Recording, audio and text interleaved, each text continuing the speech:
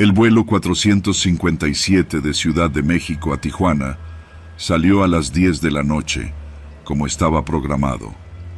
Yo iba en el asiento 22BE, justo en el centro. Detestaba ese tipo de asiento, pero era lo único disponible cuando compré mi boleto. Había tenido un día largo en la oficina y solo quería llegar a casa. Mientras esperaba a que el resto de los pasajeros abordaran, observaba por la ventanilla cómo los maleteros subían las últimas piezas de equipaje. El tráfico aéreo nocturno siempre me había parecido fascinante. Las luces de las pistas y el rugido constante de los aviones eran casi hipnóticos. A mi izquierda, en el asiento junto al pasillo, un hombre corpulento de unos 40 años se acomodaba. Tenía el cabello corto, ropa sencilla y una mochila desgastada que colocó entre sus pies. Me saludó con un asentimiento de cabeza, pero no dijo nada. No me pareció extraño. Mucha gente viaja sin ganas de socializar. El asiento junto a la ventanilla, el 22A, seguía vacío mientras el flujo de pasajeros disminuía. La auxiliar de vuelo pasó revisando rápidamente los compartimientos superiores. Al llegar a nuestra fila, miró el asiento vacío y revisó una pequeña libreta que llevaba en la mano. ¿Está vacío ese asiento?, preguntó. Sí, creo que sí, respondí. El hombre a mi lado intervino entonces, con voz ronca. No, ese asiento estaba ocupado. Yo hablé con el hombre que iba ahí cuando abordamos. La azafata frunció el ceño, mirando el asiento como si esperara que algo apareciera de repente. ¿Está seguro?, preguntó. Completamente. Un tipo alto, con chamarra negra y una gorra. Estaba sentado ahí antes de que me levantara al baño. La auxiliar de vuelo asintió, aunque parecía algo confundida. Anotó algo en su libreta, dio las gracias y siguió caminando hacia la parte trasera del avión. El avión despegó poco después. Intenté dormir, pero la conversación que acababa de escuchar seguía dando vueltas en mi cabeza. No recordaba haber visto a nadie sentado junto a la ventanilla al abordar, pero el hombre parecía tan seguro que no sabía qué pensar. Pasaron un par de horas. La cabina estaba en calma, con la mayoría de los pasajeros dormidos. Solo el murmullo de los motores rompía el silencio. Sin embargo, algo en el ambiente me ponía nervioso. No sabía si era la falta de sueño o el hecho de que el asiento junto a la ventanilla seguía vacío, como un recordatorio silencioso de que algo no cuadraba. La auxiliar de vuelo volvió a pasar por el pasillo, esta vez llevando una charola con vasos de agua. Cuando llegó a nuestra fila, el hombre a mi lado la detuvo de nuevo. ¿Pudo averiguar algo sobre el hombre de este asiento?, preguntó, señalando el 22A. Ella negó con la cabeza, aunque ahora parecía más incómoda. No tenemos registro de que alguien haya abordado con ese boleto. Tal vez nunca llegó al avión. El hombre frunció el ceño y bajó la voz, como si no quisiera que nadie más lo oyera. No, él estaba aquí. Hablé con él. Me dijo que viajaba por negocios. Incluso traía una pequeña mochila que dejó bajo el asiento. Los dos miramos hacia abajo al mismo tiempo. No había ninguna mochila. La auxiliar de vuelo palideció. Dijo que volvería en un momento y se alejó apresuradamente. El resto del vuelo fue incómodo. El hombre parecía inquieto y yo no podía dejar de mirar hacia el asiento vacío. Algo en todo eso no tenía sentido, pero intenté no pensarlo demasiado. Me dije que tal vez todo tenía una explicación lógica. Un malentendido, un pasajero que decidió cambiar de asiento o simplemente una confusión. Sin embargo, cuando aterrizamos en Tijuana, la situación tomó un giro inesperado. Al bajar del avión, noté que 2 agentes de seguridad del aeropuerto estaban hablando con la auxiliar de vuelo que nos había atendido. Ella parecía nerviosa, mirando a su alrededor como si esperara que alguien la estuviera observando. Me quedé cerca, fingiendo que revisaba mi teléfono, y alcancé a escuchar parte de la conversación. «No puedo explicar lo que pasó», dijo ella, con la voz temblorosa. «Ese hombre estaba en el asiento. Incluso recuerdo haberle ofrecido agua antes de despegar». Uno de los agentes asintió, tomando notas en una tableta. «Lo importante es que no mencionen nada de esto al resto del personal», dijo en voz baja. «Si alguien pregunta, el asiento estuvo vacío todo el vuelo». Me aparté antes de que alguien notara que estaba escuchando. Sin embargo, la curiosidad me ganó, y más tarde, mientras esperaba mi equipaje, busqué en las noticias locales algún incidente que pudiera estar relacionado con el vuelo. Encontré una nota breve sobre un hombre que había sido reportado como desaparecido en el aeropuerto de la Ciudad de México esa misma noche. La descripción coincidía con la del supuesto pasajero del asiento 22A. Alto, chamarra negra, gorra. Días después, mientras revisaba mi correo electrónico, recibí un mensaje extraño. No tenía remitente y solo contenía una frase: «No hables de lo que viste en el vuelo 457». Lo borré de inmediato, sintiendo un nudo en el estómago. No había hablado con nadie sobre lo ocurrido, pero alguien sabía que había estado ahí. Más tarde, leí que la auxiliar de vuelo que nos atendió había renunciado al día siguiente del aterrizaje. La noticia decía que había recibido amenazas de muerte por razones desconocidas. No sé qué fue lo que pasó esa noche. Tal vez era solo el caos de un caso aislado, una confusión administrativa. Pero hay algo que no puedo quitarme de la cabeza. El hombre a mi lado estaba seguro de que habló con alguien. Y si ese alguien nunca abandonó el avión, ¿dónde está ahora? Subí al avión con la resignación de quien sabe que la noche será larga. Había llegado al Aeropuerto Internacional de la Ciudad de México casi a las 10 de la noche, un poco cansado pero con el alivio de que el vuelo estaba prácticamente vacío. Apenas éramos una docena de pasajeros distribuidos al azar en un Boeing 737 que podía albergar a más de 150 personas.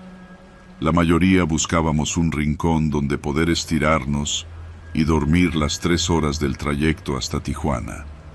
Desde el principio, todo se sintió raro. En la sala de espera, noté a un hombre de aspecto nervioso.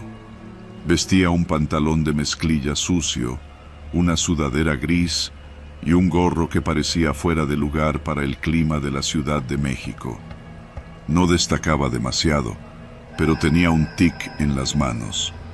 Las juntaba y las frotaba como si se le helaran los dedos, aunque estábamos en enero y el aeropuerto estaba cálido.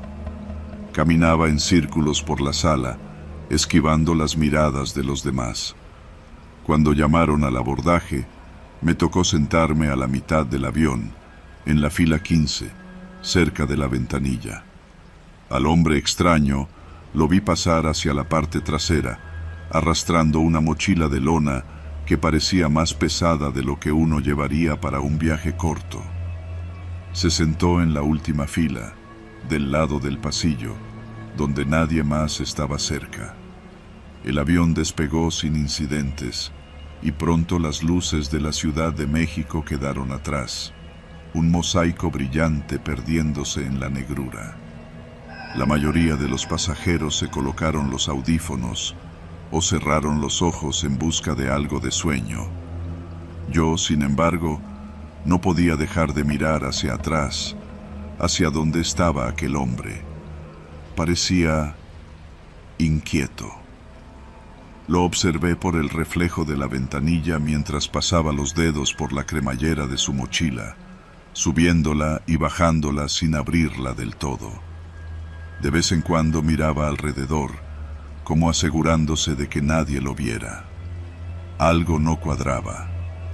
A la hora de vuelo, cuando sobrevolábamos algún punto oscuro entre Querétaro y Zacatecas, una azafata pasó por el pasillo con el carrito de bebidas. Al llegar al hombre de la sudadera, se inclinó para hablarle. No escuché lo que le dijo, pero la respuesta de él fue lo bastante brusca como para que varios volteáramos. La azafata dio un paso atrás, visiblemente incómoda, y continuó su camino sin insistir. El hombre volvió a juguetear con la cremallera de su mochila, esta vez más frenético. Me dije a mí mismo que no era mi asunto, que tal vez era un tipo con problemas de ansiedad o alguien que viajaba por primera vez. Sin embargo, cuando me di cuenta, ya estaba intercambiando miradas con otro pasajero, un hombre de unos 35 años, sentado unas filas delante de mí. Él también había notado al sujeto extraño. Minutos después, las luces de la cabina se apagaron. Un susurro de molestia recorrió el avión. Supuse que era para simular la noche y ayudarnos a dormir, pero entonces el altavoz crepitó. Señores pasajeros, aquí el capitán. Les informamos que por motivos de seguridad hemos decidido realizar un aterrizaje de emergencia en el Aeropuerto Internacional de Hermosillo. Por favor, permanezcan en sus asientos y sigan las indicaciones de la tripulación. Mi corazón dio un vuelco. ¿Motivos de seguridad? Miré por la ventanilla. No había tormenta, ni turbulencias, nada que justificara un desvío. En ese momento, lo vi. El hombre de la sudadera gris se levantó de su asiento, la mochila en la mano, y comenzó a caminar hacia la parte delantera del avión. Los pasajeros lo seguimos con la mirada, en silencio. Dos azafatas bloquearon su paso cerca de la cabina. Una de ellas alzó las manos, pidiéndole calma, pero él comenzó a murmurar algo que no pudimos oír desde donde estábamos. La atmósfera en el avión se volvió eléctrica. Mi mente corría a toda velocidad. ¿Era un terrorista? ¿Un contrabandista atrapado? ¿Qué llevaba en esa maldita mochila? De repente, el hombre alzó la voz. «¡No me toquen! ¡No se acerquen!». Las azafatas retrocedieron, asustadas. Alguien entre los pasajeros gritó, y eso fue suficiente para que todo se descontrolara. Algunos comenzaron a levantarse, otros intentaron calmarse entre sí, pero el caos se apoderó de la cabina. Entonces, 3 hombres se pusieron de pie. Uno de ellos era el pasajero que había intercambiado miradas conmigo antes. Caminó con decisión hacia el hombre de la sudadera, acompañado por otros 2, un señor mayor de aspecto robusto y un joven de cabello rapado. «Tranquilo, amigo», le dijo el primero, levantando las manos en señal de paz. «Nadie quiere problemas aquí, pero si traes algo que puede lastimarnos, más vale que lo digas ya». El hombre de la sudadera retrocedió, aferrándose a su mochila como si su vida dependiera de ello. «No es lo que creen», gritó, desesperado. «No es para ustedes».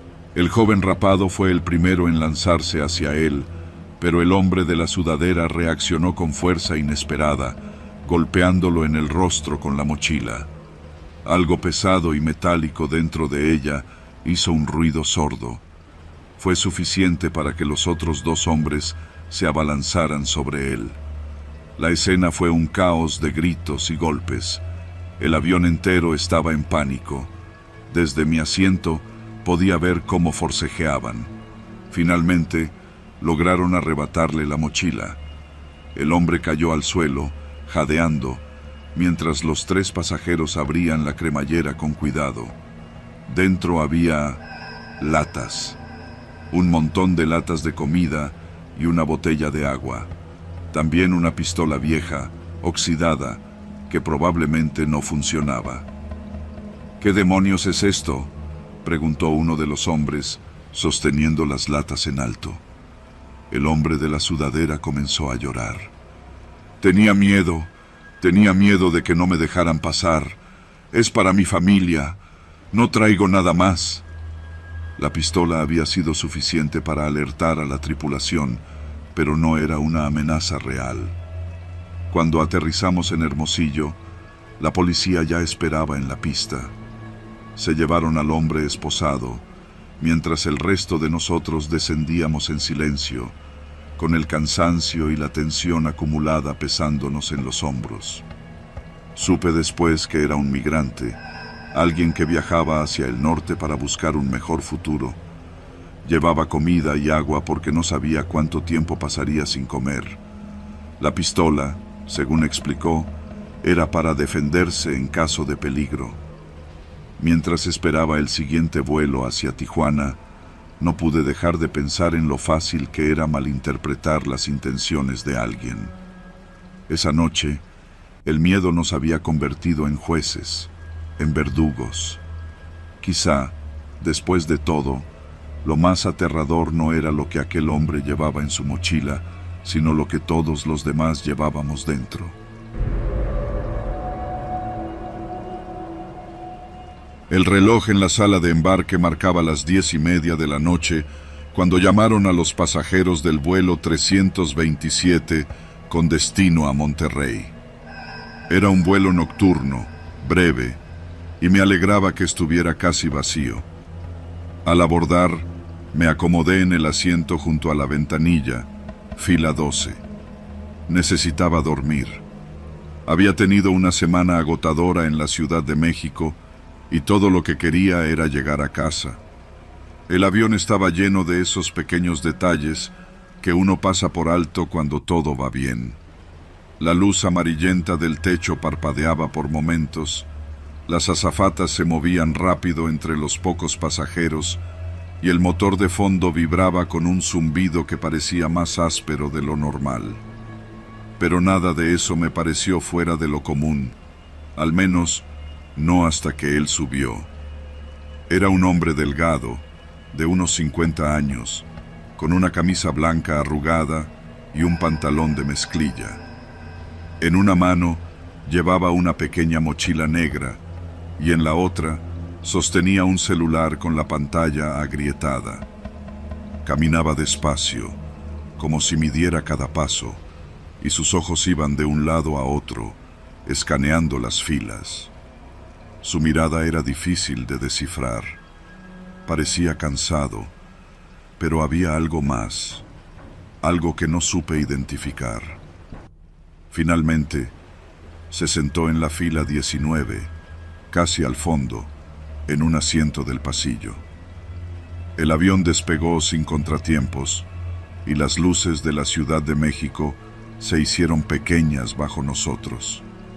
Cerré los ojos, intentando desconectarme del mundo, pero algo me mantuvo alerta.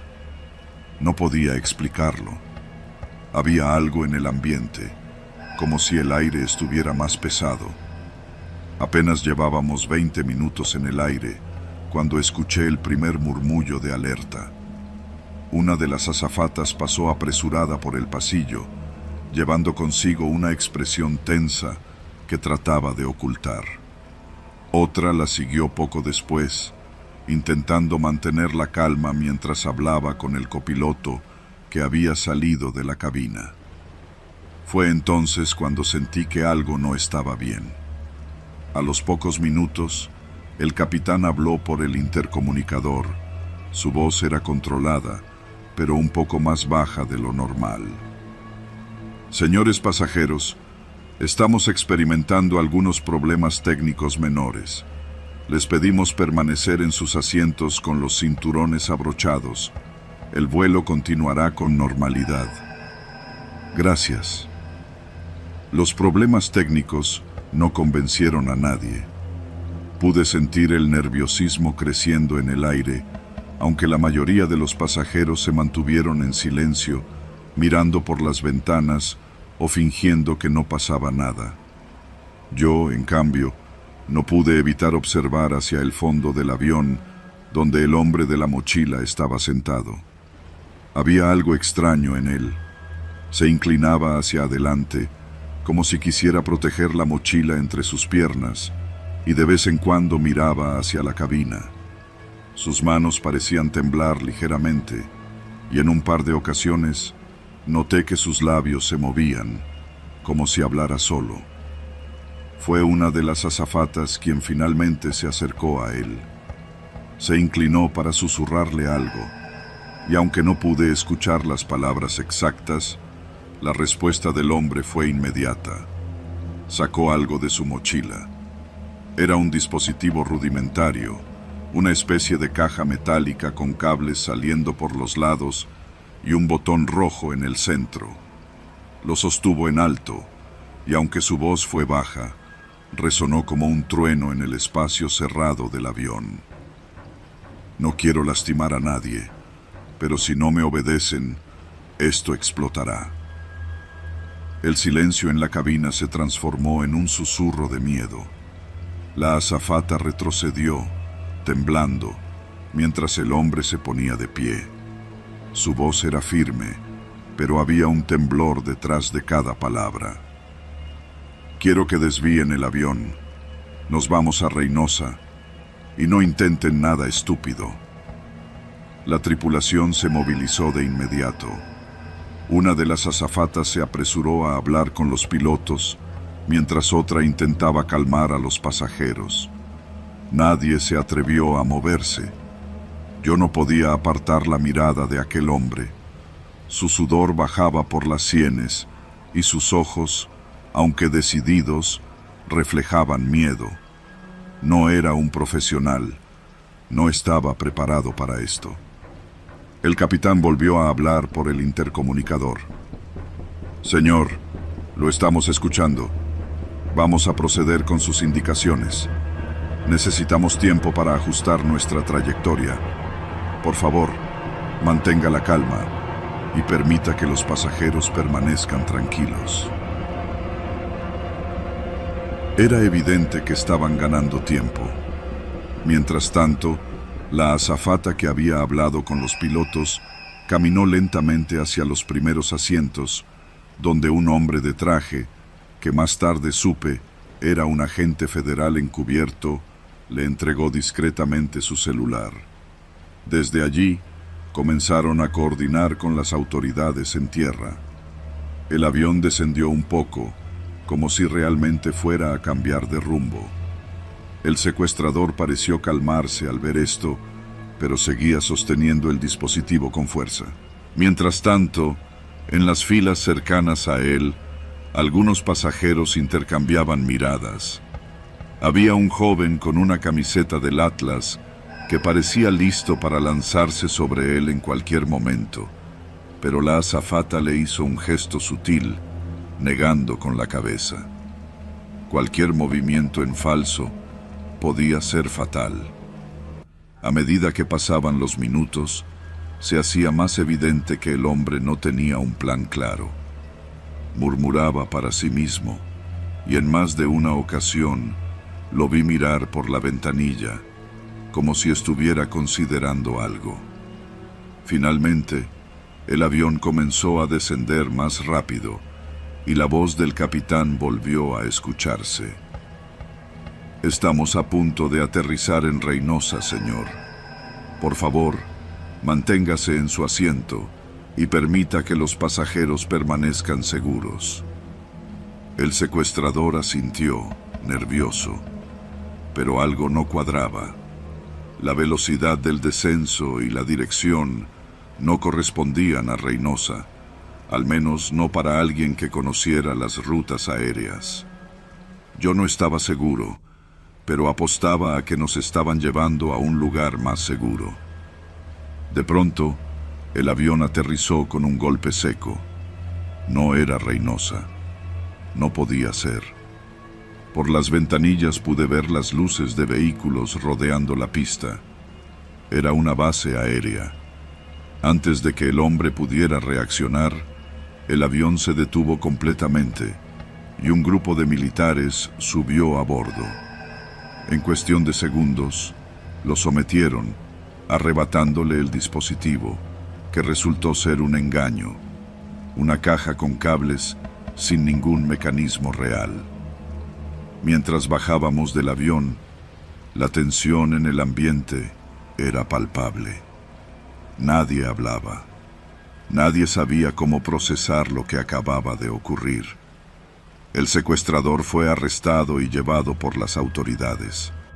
Más tarde supe que era un hombre desesperado, un padre que intentaba reunirse con su familia al norte, pero que había perdido todo en el intento. Su amenaza había sido un último recurso, una apuesta ciega que nunca tuvo posibilidades de ganar. Esa noche, mientras esperaba un nuevo vuelo en la sala de la base aérea, no pude evitar pensar en lo frágil que era nuestra seguridad, en cómo el miedo podía apoderarse de un hombre y llevarlo al límite. Quizás lo más aterrador no era el dispositivo que sostenía, sino la desesperación en sus ojos. Una desesperación que, en las circunstancias adecuadas, cualquiera podría compartir.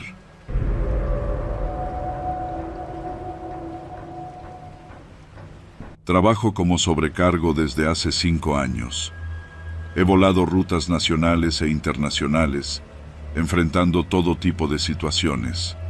Pasajeros borrachos, turbulencias inesperadas, incluso emergencias médicas. Pero nada me había preparado para lo que ocurrió en el vuelo 472 de la Ciudad de México a Cancún. Era un vuelo corto, apenas unas 2 horas. El abordaje había sido tranquilo. El avión iba casi lleno. La tripulación de cabina éramos 3. Javier, el jefe de cabina, Silvia y yo.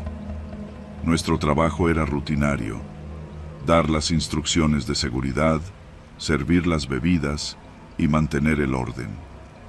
Todo transcurría como cualquier otro día hasta que encontré la bolsa. Llevábamos menos de 1 hora en el aire cuando decidí hacer una revisión rápida del baño trasero. El avión era un Airbus A320 con 2 baños en la parte trasera y 1 adelante. Entré al baño y, al abrir el bote de basura para vaciarlo, algo llamó mi atención. Había una bolsa negra, de esas de plástico grueso, que parecía haber sido colocada ahí con cuidado. No estaba sucia ni aplastada, como lo estarían otras cosas en el bote. Al principio pensé que algún pasajero había tirado basura, pero la curiosidad me ganó. La saqué con cuidado y la revisé por fuera. Era pesada, cerrada con cinta adhesiva. Mi estómago dio un vuelco. Llevé la bolsa con Javier, quien estaba en la parte delantera revisando unos papeles. Silvia estaba ocupada sirviendo bebidas en el pasillo, así que nadie más notó lo que estaba pasando. Javier, mira esto, le dije, bajando la voz. Él me miró con el ceño fruncido y tomó la bolsa. La puso sobre una de las mesas de servicio y comenzó a revisarla. Con manos firmes, aunque visiblemente tensas, arrancó la cinta que sellaba la apertura. El contenido nos dejó helados. Había varios paquetes envueltos en plástico transparente, llenos de un polvo blanco que no necesitaba análisis para sospechar lo que era. Entre los paquetes encontramos fajos de billetes de 500 pesos. No eran unos cuantos, era mucho dinero. Nos miramos, tratando de entender la magnitud de lo que teníamos enfrente. Mi mente empezó a correr. ¿Quién la había dejado ahí? ¿Por qué? Y lo más importante, ¿seguía esa persona a bordo? No podemos hacer nada hasta aterrizar, dijo Javier en un susurro. Si armamos un escándalo, podría haber consecuencias graves. Decidimos mantener la bolsa escondida en el área de servicio trasera y actuar con normalidad. Pero mi corazón no dejaba de latir con fuerza. Cada pasajero, cada movimiento, parecía sospechoso. Entonces lo vi. Era un hombre en sus 40s, sentado cerca del ala, en la fila 20. Llevaba una camisa de cuadros y una gorra que apenas dejaba ver su rostro. Al principio no me llamó la atención, pero me di cuenta de que miraba constantemente hacia la parte trasera del avión, donde habíamos encontrado la bolsa. Su pierna temblaba nerviosamente, y cada vez que una azafata pasaba cerca, fingía estar distraído. Cuando me acerqué a servirle una bebida, noté cómo sus manos temblaban al tomar el vaso. Su mirada se cruzó con la mía por un segundo, y fue suficiente para confirmarlo. Sabía algo. No dije nada, pero lo marqué mentalmente como nuestro principal sospechoso. Javier, creo que sé quién es, le susurré cuando tuve oportunidad de hablar con él en privado. ¿Estás segura? No puedo probarlo, pero hay un hombre en la fila 20 que no deja de mirar hacia acá. Está muy nervioso. Javier asintió, pero su rostro seguía siendo una máscara de calma. No hagas nada. Si hacemos un movimiento en falso, podría ser peligroso. A medida que el vuelo continuaba, el hombre en la fila 20 comenzó a actuar de forma aún más extraña. Se levantó de su asiento en varias ocasiones, caminando por el pasillo como si buscara algo. Cada vez que lo hacía, yo lo seguía con la mirada, y estoy segura de que él lo notó. Una vez incluso llegó hasta el baño trasero, pero se detuvo antes de entrar, mirando a su alrededor como si estuviera evaluando si alguien lo observaba. Mi mente no paraba de imaginar escenarios. ¿Estaba armado? ¿Y si descubría que habíamos encontrado la bolsa? ¿Qué pasaría si intentaba recuperarla? Javier estaba en comunicación con el piloto.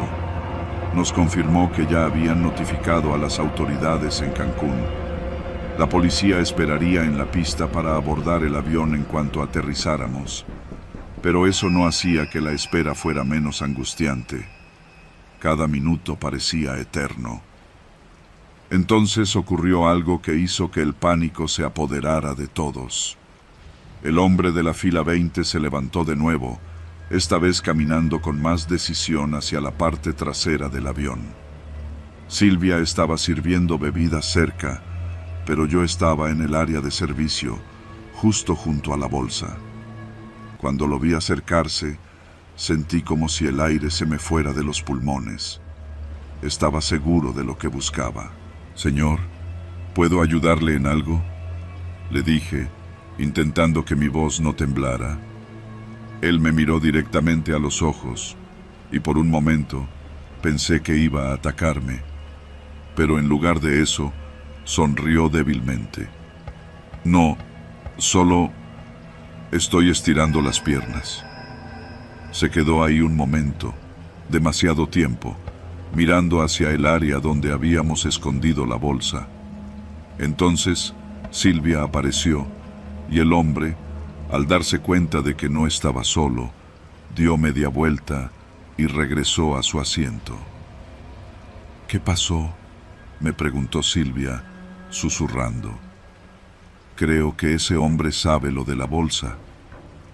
Silvia abrió los ojos como platos, pero no dijo nada más. Ambas sabíamos que no podíamos hacer nada hasta que aterrizáramos. Cuando finalmente comenzamos el descenso hacia Cancún, la tensión en la cabina era palpable. Javier nos recordó mantener la calma y actuar con normalidad. Todo se resolvería pronto. El avión aterrizó sin contratiempos. Apenas llegamos a la pista, un grupo de policías federales subió a bordo. Los pasajeros comenzaron a murmurar, preguntándose qué estaba pasando. Cuando se acercaron a la fila 20, el hombre de la camisa de cuadros intentó levantarse, pero uno de los oficiales lo empujó de vuelta a su asiento. Después de revisar su equipaje de mano, lo escoltaron fuera del avión. No se resistió, pero su rostro estaba pálido, como si supiera que su suerte estaba echada. Los policías también se llevaron la bolsa como evidencia. Más tarde supimos que el hombre era un mensajero de un cártel, encargado de transportar dinero y drogas entre ciudades. Probablemente había entrado en pánico y abandonado la bolsa en el baño, pero no estaba claro si realmente tenía la intención de recuperarla o si simplemente estaba paralizado por el miedo. Esa noche, mientras descansaba en mi habitación de hotel, no podía dejar de pensar en lo cerca que habíamos estado de algo mucho más grave. Aprendí que no siempre se trata de lo que vemos, sino de lo que se oculta en las sombras. A veces, el verdadero terror no es el peligro en sí, sino el silencio que lo envuelve. Nunca pensé que la última vez que volaría sería en el vuelo 498 de Aeroméxico. No tenía una razón especial para estar ahí. Simplemente era un viaje más.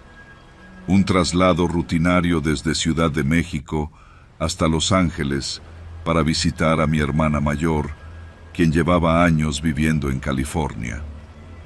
Mi asiento era el 12A, junto a la ventanilla. Desde allí, tenía una vista perfecta de las alas plateadas del McDonnell Douglas DC-9 que nos llevaba hacia nuestro destino. A las 9:15 de la mañana del 31 de agosto de 1986, el avión despegó con puntualidad. Éramos muchos a bordo, unas 67 personas, incluyendo a los sobrecargos y la tripulación. A mi lado iba una señora de cabello corto y lentes gruesos que se la pasaba rezando en silencio. En el asiento de pasillo, un hombre robusto y sudoroso revisaba papeles arrugados. Parecía ser un agente de ventas. El vuelo transcurrió con normalidad. El zumbido de los motores era constante, casi hipnótico. Las charlas en voz baja, el ruido de las bandejas siendo acomodadas y las risas esporádicas creaban una atmósfera familiar. Algunos pasajeros ya se habían acomodado para dormir, mientras que otros miraban por las ventanas como yo, dejando que la inmensidad del cielo despejado los distrajera de sus pensamientos. Había algo tranquilizador en volar. El cielo era un mar azul interminable, y abajo, las nubes parecían un campo de algodón suave. Uno no podía imaginar que algo malo pudiera pasar a esa altura, pero el destino, o quizá la simple negligencia, tenía otros planes. Cuando empezamos el descenso hacia Los Ángeles, el capitán anunció por el altavoz que nos aproximábamos al aeropuerto. Su voz sonaba relajada, segura. Miré mi reloj. Faltaban unos 15 minutos para aterrizar. Podía sentir el cambio en la presión del aire cuando el avión comenzó a descender lentamente. El sol del mediodía iluminaba la cabina, y por la ventanilla ya se distinguía el perfil de la ciudad extendiéndose bajo nosotros. Entonces ocurrió algo extraño. Un ruido, apenas perceptible, interrumpió la rutina. Un clic sordo, como si algo metálico se hubiera golpeado contra el fuselaje. No fue fuerte, pero lo suficiente para hacerme levantar la vista. Otros pasajeros también parecieron notarlo, intercambiando miradas rápidas. La señora junto a mí se persignó otra vez, y el hombre del pasillo dejó de leer sus papeles. Los motores seguían funcionando con normalidad y ninguna de las azafatas parecía alarmada. Me dije que quizá era algo sin importancia, tal vez un ruido común en el descenso, pero no podía ignorar esa sensación en el estómago, ese presentimiento de que algo estaba mal. No pasaron más de 2 minutos cuando el avión tembló con violencia. Fue como si algo lo hubiera golpeado de costado. Todo sucedió en un instante que pareció eterno. Miré por la ventanilla justo a tiempo para ver una sombra fugaz que se aproximaba desde la izquierda. No supe qué era, pero el impacto fue devastador. El ala izquierda del avión se desgarró como si fuera papel. Fragmentos de metal salieron disparados hacia todas partes y una explosión ensordecedora llenó el aire. El avión se sacudió de un lado a otro y las máscaras de oxígeno cayeron como serpientes amarillas desde el techo. «¡Estamos cayendo!», gritó alguien, pero su voz se perdió entre los gritos de los demás. Mi cuerpo fue empujado contra el asiento mientras el avión comenzaba a inclinarse hacia un lado. Por la ventanilla, lo que antes era un cielo despejado, ahora estaba lleno de humo negro y restos flotando. No podía procesar lo que estaba viendo. Había visto películas de aviones, había escuchado historias, pero nada te prepara para la realidad de algo así. Las azafatas intentaban dar instrucciones, pero el pánico era incontrolable. La señora a mi lado comenzó a rezar en voz alta, aferrándose al rosario que llevaba en la mano. El hombre del pasillo gritaba algo sobre su familia mientras trataba inútilmente de desabrocharse el cinturón. El avión seguía cayendo. Sentí un calor insoportable en la cabina, el olor a quemado y combustible llenando el aire. Miré por la ventanilla una vez más, y lo que vi abajo me quitó el aliento. Casas, calles, autos. Íbamos a estrellarnos en un vecindario. No recuerdo el impacto. Mi memoria se detiene en el momento en que el suelo parecía acercarse demasiado rápido. Lo siguiente que supe fue que estaba rodeado de fuego y gritos. Abrí los ojos, aturdido, y me di cuenta de que seguía en mi asiento, pero el avión estaba partido en dos. Alrededor de mí había un caos absoluto. Llamas que consumían lo que quedaba del fuselaje, cuerpos inmóviles y trozos de metal retorcido. Logré soltarme el cinturón de seguridad y me arrastré por el suelo, esquivando pedazos ardientes y respirando apenas entre el humo. Afuera, el vecindario que había visto desde el cielo era ahora un campo de destrucción. Casas derrumbadas, autos incendiados, personas corriendo en todas direcciones. Había cuerpos tirados en los jardines y escombros por todas partes. Escuché un grito detrás de mí. Una mujer estaba atrapada entre dos asientos, intentando liberarse. Regresé por ella, aún sin saber cómo estaba siquiera de pie. Logré ayudarla a salir, y juntos nos abrimos paso hacia la calle. Los bomberos y paramédicos ya estaban llegando, pero la escena era demasiado grande para controlar. Más tarde supe que el avión había colisionado con una avioneta Piper PA-28 que volaba fuera de su ruta designada. La avioneta se había estrellado contra el ala izquierda del DC-9, causando una reacción en cadena que llevó a la caída de ambas aeronaves. 72 personas murieron entre el avión y la avioneta, y 15 más perdieron la vida en tierra. Yo fui uno de los pocos sobrevivientes. Hasta el día de hoy, no sé cómo salí de ese infierno con vida. Lo que más me atormenta no son las imágenes del accidente, aunque a menudo vuelven en pesadillas, sino los sonidos, los gritos, el metal retorciéndose, el rugido del fuego. Esos ecos me persiguen, recordándome lo frágil que es la vida. Cada vez que veo un avión en el cielo, no puedo evitar pensar en ese día, en cómo un pequeño error en el aire puede desatar una tragedia imposible de detener, y en cómo, a pesar de todo, sobrevivir no siempre significa estar a salvo.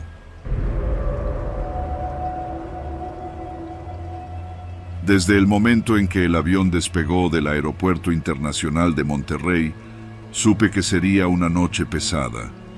Como piloto con más de 15 años de experiencia, había enfrentado todo tipo de situaciones: tormentas eléctricas, turbulencias inesperadas, incluso pasajeros problemáticos.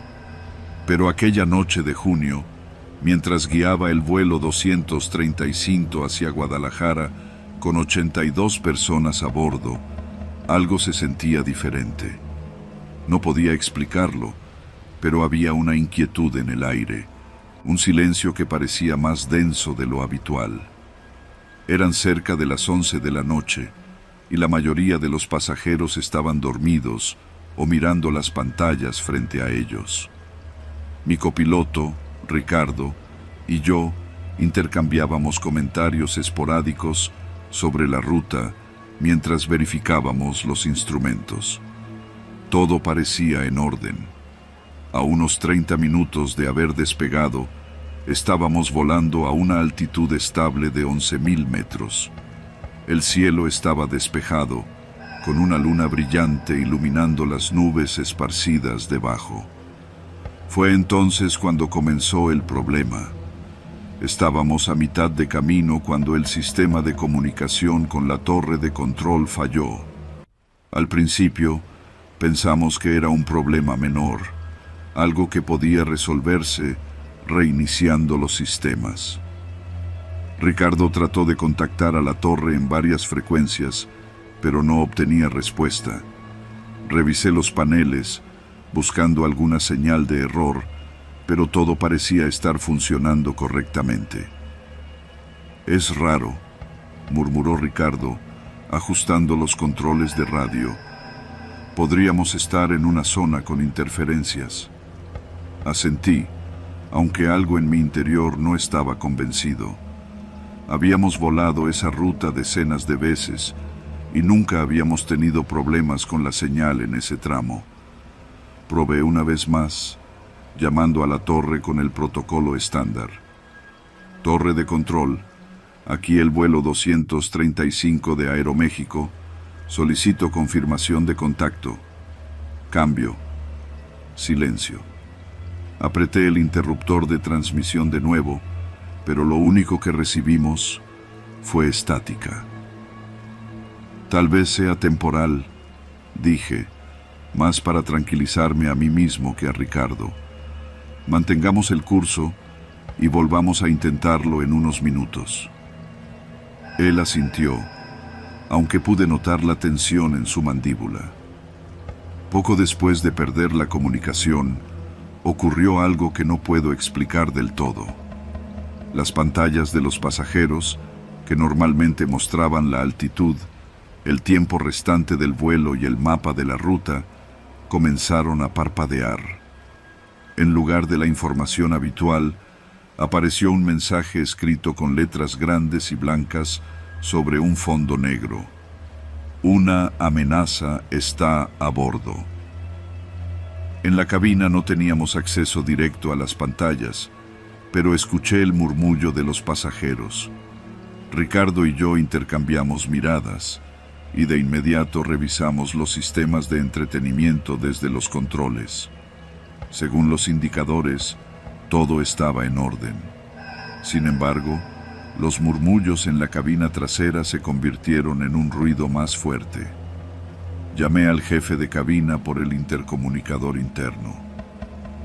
«Sofía, ¿qué está pasando con las pantallas?». Su voz llegó con un tono bajo y tembloroso. «No lo sabemos, capitán. Los pasajeros están inquietos.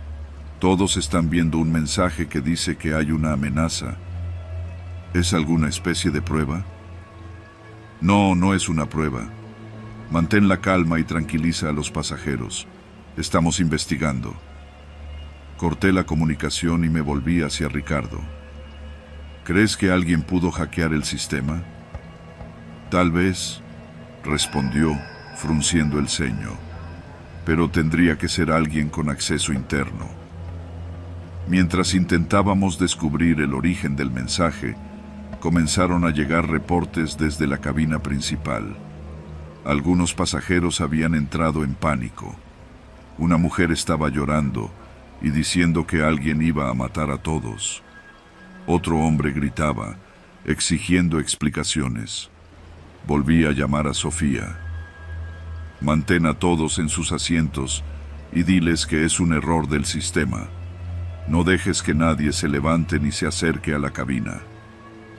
Entendido, capitán, respondió, pero su voz ya no sonaba firme. Mientras tanto, en la cabina de mando, los sistemas del avión comenzaron a actuar de forma errática. Las luces de advertencia parpadearon momentáneamente, aunque no había indicios de problemas reales con los motores o la presión. Fue entonces cuando las pantallas internas del avión cambiaron nuevamente. Ahora mostraban algo peor. No lo pueden detener. Ese mensaje fue suficiente para que el miedo se apoderara por completo de los pasajeros. Podíamos escuchar los gritos desde la cabina de mando. Algunos pasajeros golpeaban las puertas, exigiendo respuestas. Otros hablaban en voz alta, especulando que alguien había colocado una bomba o que el avión estaba siendo secuestrado. Miré a Ricardo. Podía ver la tensión en sus ojos, pero trataba de mantener la calma mientras verificaba los sistemas. «Esto no es una falla cualquiera», dijo en voz baja. «Alguien lo está haciendo a propósito». Decidí actuar. Pedí a Sofía que observara cuidadosamente a los pasajeros, buscando a alguien que pudiera estar actuando de manera sospechosa. Era la única explicación lógica. Alguien a bordo había saboteado el sistema. Sofía volvió a llamarme minutos después, hablando en un susurro casi inaudible. «Capitán, hay un hombre en la fila 26 que no ha dejado de mirar hacia la parte trasera del avión. Se ve muy nervioso. Parece estar escondiendo algo debajo de su chamarra». Mi corazón dio un vuelco. «Haz que uno de los sobrecargos se acerque discretamente. No lo confronten, solo observen». Esperé, escuchando en silencio. Después de unos minutos, Sofía habló de nuevo. «Tiene algo en las manos, capitán. Parece un dispositivo, pero no estoy segura. Tomé el control de la situación. Escucha, necesito que tranquilices a los pasajeros. Diles que todo está bajo control. Mientras tanto, vamos a realizar un aterrizaje de emergencia en Guadalajara». Le informé a Ricardo que debíamos descender lo más rápido posible. No había margen para errores. El avión comenzó su descenso y por primera vez en mi carrera sentí un miedo genuino. No por mí, sino por las 82 personas que confiaban en que los llevaríamos a salvo. Mientras el avión descendía, las pantallas mostraron un último mensaje. «Ya es tarde». Apreté los dientes y me concentré en la pista que se acercaba rápidamente. Cuando tocamos tierra, los vehículos de emergencia ya estaban esperando. Frenamos con fuerza y el avión se detuvo en una zona aislada del aeropuerto. La policía abordó de inmediato. Encontraron al hombre en la fila 26 con un dispositivo casero.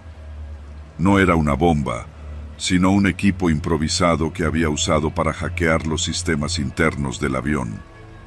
Más tarde se descubrió que era un técnico despedido de la aerolínea, buscando vengarse.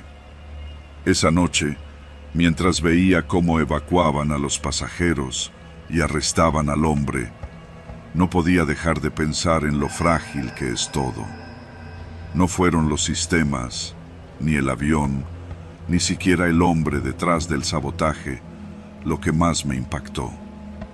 Fue la delgada línea entre el control y el caos, la facilidad con la que el miedo puede apoderarse de todos. En el aire, donde no hay escapatoria, incluso un mensaje puede convertirse en una amenaza mortal.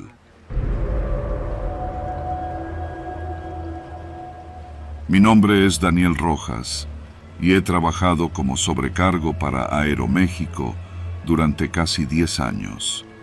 He estado en todo tipo de vuelos, tormentas eléctricas, aterrizajes de emergencia, pasajeros conflictivos. Pero nada me preparó para lo que vivimos aquella noche en el vuelo 157.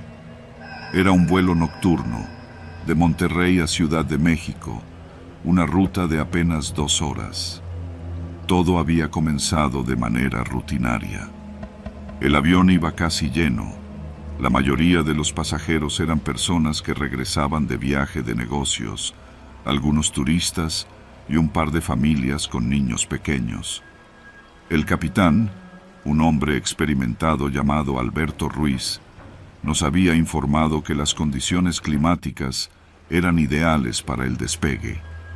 Sin embargo, al poco tiempo de haber despegado, comenzamos a recibir reportes de fuertes tormentas eléctricas sobre Querétaro que afectaban la ruta hacia Ciudad de México.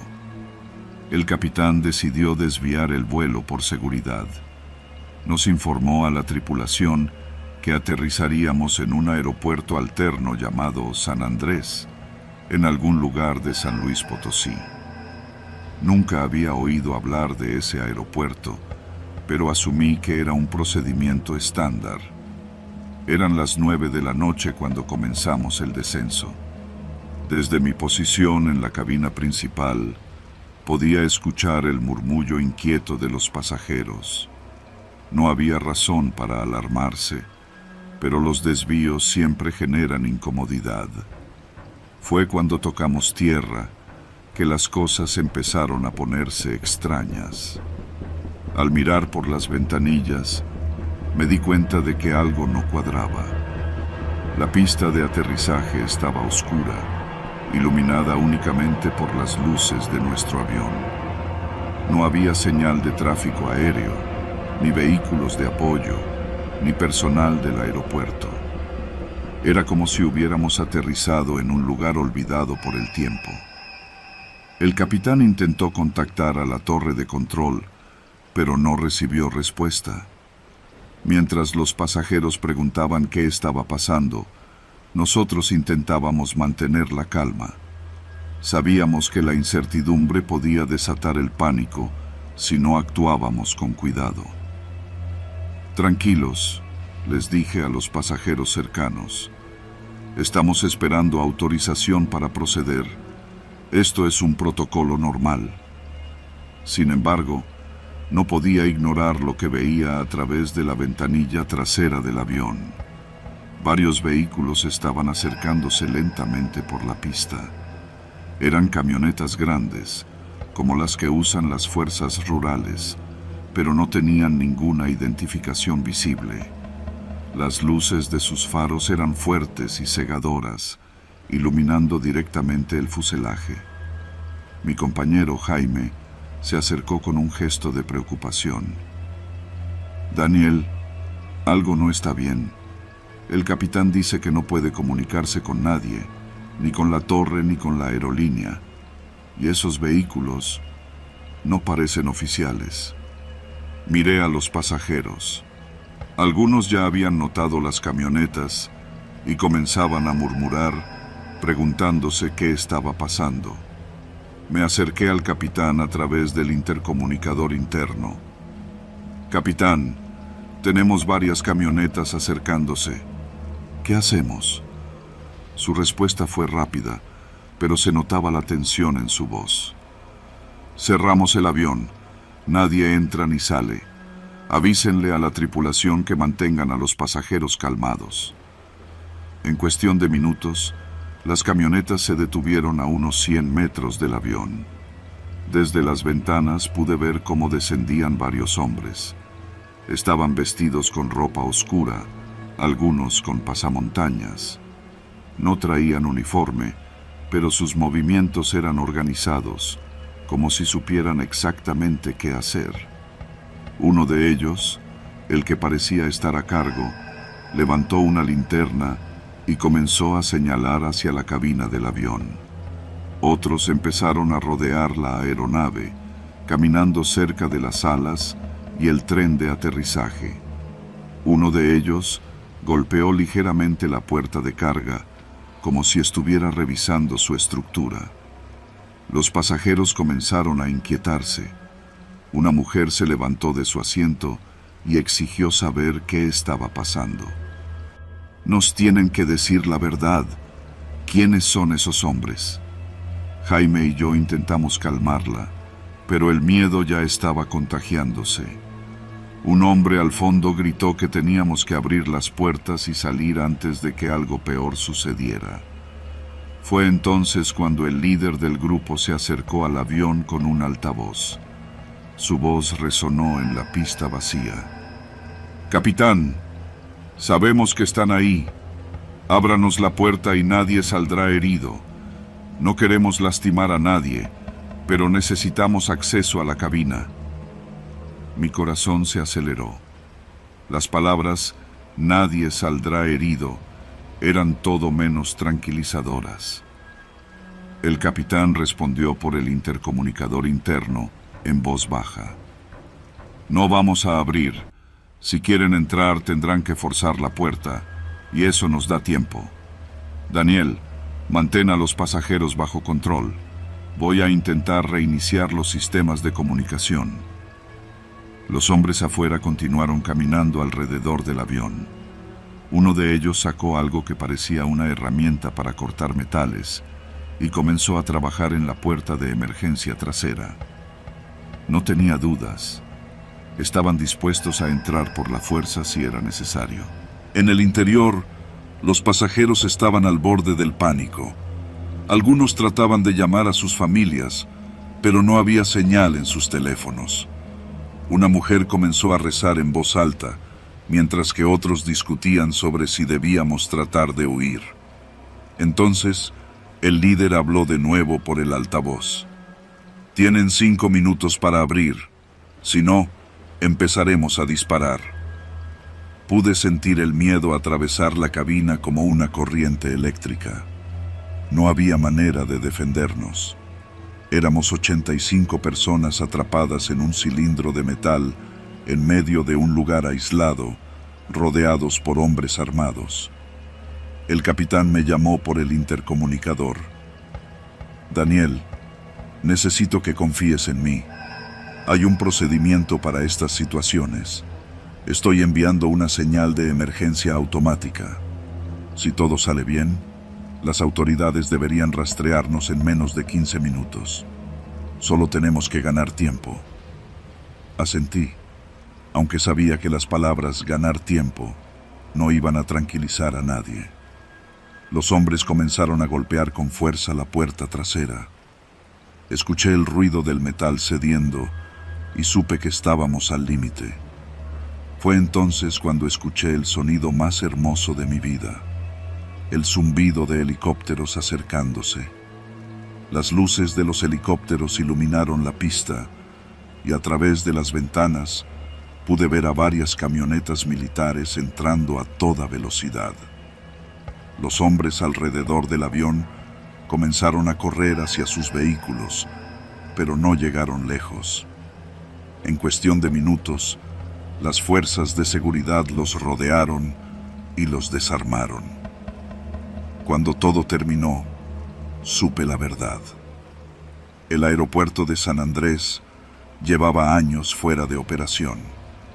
Habíamos aterrizado en una pista que los cárteles utilizaban para el tráfico de mercancías. Aquellos hombres buscaban usar el avión para transportar algo, y nosotros simplemente habíamos llegado en el momento equivocado. Esa noche, mientras los pasajeros y la tripulación éramos escoltados fuera del lugar, no podía dejar de pensar en lo cerca que estuvimos de no salir vivos. En el aire, uno se siente invencible, como si el cielo fuera un lugar seguro. Pero esa noche aprendí que el verdadero peligro no siempre está en las alturas, sino en lo que espera en tierra firme.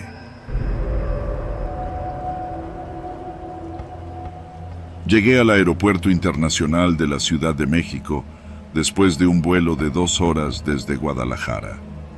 El viaje había sido tranquilo y todo lo que quería era recoger mi maleta y tomar un taxi para llegar a casa. Había pasado el fin de semana en una boda y mi cabeza todavía estaba algo pesada por los brindis interminables y la música a todo volumen de la noche anterior. El aeropuerto estaba abarrotado, como siempre. Pasajeros empujando carritos, anuncios en los altavoces, niños llorando. Caminé hacia la banda de equipaje con los audífonos puestos, tratando de desconectarme del caos. Mi maleta era fácil de identificar, negra, con una etiqueta roja que decía mi nombre, David Morales. La había usado durante años, y aunque estaba algo maltratada, era imposible no reconocerla. Cuando la vi dar vueltas en la banda, no dudé ni un segundo. La tomé, verifiqué por encima que fuera la mía y me dirigí hacia la salida. Mi plan era simple, tomar un Uber y llegar a mi departamento lo antes posible. Pero algo no estaba bien. Al salir del aeropuerto, noté que la maleta pesaba un poco más de lo normal. Pensé que era mi imaginación, quizá el cansancio, y no le di importancia. Subí al Uber y traté de relajarme, pero mientras veía las luces de la ciudad pasar por la ventana, esa sensación extraña seguía ahí, como un zumbido en el fondo de mi mente. Algo no cuadraba. Cuando llegué a casa, dejé la maleta en la sala y fui directo a la cocina por un vaso de agua. El departamento estaba en silencio, y por un momento sentí ese alivio familiar de estar de vuelta. Pero cuando abrí la maleta para sacar mis cosas, todo cambió. No era mi maleta. Por fuera era idéntica, negra, con la misma marca y las mismas rayas de desgaste en las esquinas. Incluso tenía una etiqueta roja colgando de la manija. Pero el nombre no era el mío. Decía Héctor Navarro. Mi estómago se hundió. ¿Cómo no lo había notado antes? Revisé rápidamente el contenido. Dentro había ropa de hombre, camisas y pantalones cuidadosamente doblados, un par de zapatos negros y un neceser. Hasta ahí, nada fuera de lo común. Pero debajo de la ropa, encontré algo que me dejó helado. Un sobre amarillo grueso, lleno de fotografías. Abrí el sobre con cuidado, casi temblando. Las primeras fotos eran de hombres en trajes oscuros, sentados alrededor de una mesa en lo que parecía ser una reunión privada. Las caras eran nítidas, y aunque no reconocía a nadie, la tensión en sus expresiones era evidente. Seguí revisando. Algunas fotos mostraban a los mismos hombres en situaciones menos formales. Uno de ellos entregando un maletín en lo que parecía un estacionamiento vacío, otro estrechando la mano de alguien con una pistola visible en la cintura. Había una imagen particularmente inquietante. Un cuerpo tirado en el suelo, rodeado de sangre. Sentí un nudo en el estómago. No había duda. Estas fotos eran evidencia de algo peligroso. No sabía exactamente qué, pero estaba claro que alguien no querría que estas imágenes estuvieran en las manos equivocadas. Entonces lo entendí. Alguien había tomado mi maleta y yo había tomado la de ellos. Ahora tenía en mis manos algo que probablemente no debía ver. Intenté tranquilizarme. Quizá todo era un error y podría solucionarlo devolviendo la maleta al aeropuerto. Saqué mi celular para buscar un número de contacto, Pero justo en ese momento, escuché algo. Pasos en el pasillo afuera de mi departamento. Me acerqué lentamente a la puerta y miré por la mirilla. 2 hombres estaban de pie frente a mi puerta, hablando en voz baja. Ambos vestían de negro, con chaquetas de cuero y botas pesadas. Uno de ellos tenía el cabello rapado y una cicatriz que cruzaba su ceja izquierda. El otro sostenía un celular y miraba la pantalla con atención, como si estuviera confirmando algo. Mi corazón comenzó a latir con fuerza. No podía ser una coincidencia. Cerré la maleta de golpe y la llevé a la recámara. Mi mente corría a toda velocidad. ¿Qué debía hacer? ¿Llamar a la policía? ¿Intentar escapar? Antes de que pudiera decidirme, escuché cómo golpeaban la puerta. «Sabemos que estás ahí», dijo una voz grave desde el otro lado. «Queremos hablar contigo». No respondí. En lugar de eso, agarré mi celular y busqué una salida. Mi departamento estaba en el 3er piso y la única otra salida era una pequeña ventana en el baño que daba al patio trasero. Los golpes en la puerta se hicieron más fuertes y uno de los hombres comenzó a forzar la cerradura. Tomé la maleta y me dirigí al baño. Abrí la ventana y miré hacia abajo. No era un salto mortal, pero tampoco algo que pudiera hacer sin riesgos. Aún así, no tenía opción. Escuché un crujido detrás de mí. Habían logrado abrir la puerta. Sin pensarlo 2 veces, lancé la maleta por la ventana y me deslicé detrás de ella. Caí sobre un montón de bolsas de basura, amortiguando un poco el impacto. Me dolían las piernas, pero estaba entero. Desde el patio trasero, corrí hacia una calle lateral, con la maleta a cuestas. Sabía que no podía regresar a mi departamento, al menos no esa noche.